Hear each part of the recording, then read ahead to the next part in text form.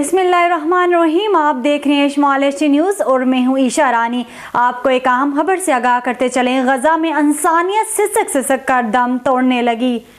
شفاخانوں کو بارود سے اڑا دیا گیا۔ غزہ شہر میں تمام اسپتال غیر فعال، سب سے بڑے اسپتال کو قبرستان بنا دیا گیا۔ آپریشن تھیٹر میں ایندھن نہ ہونے کی وجہ سے 10 افراد شہید ہو گئے۔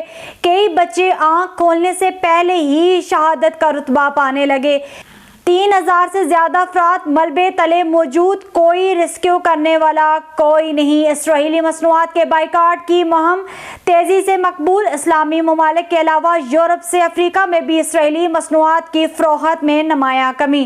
آپ کو ایک بار پھر بتاتے چلیں، غزہ میں انسانیت سسک کر دم توڑنے لگی۔ شفاخانوں کو بارود سے اڑا دیا گیا۔ غزہ شہر میں تمام اسپتال غیر فعال، سب سے بڑے اسپتال کو قبرستان بنا دیا گیا۔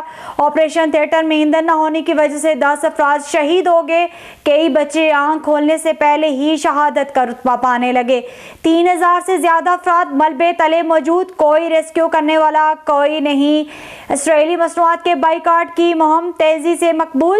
اسلامی ممالک کے علاوہ یورپ سے افریقہ میں بھی اسرائیلی مصنوعات کی فروخت میں نمایاں کمی۔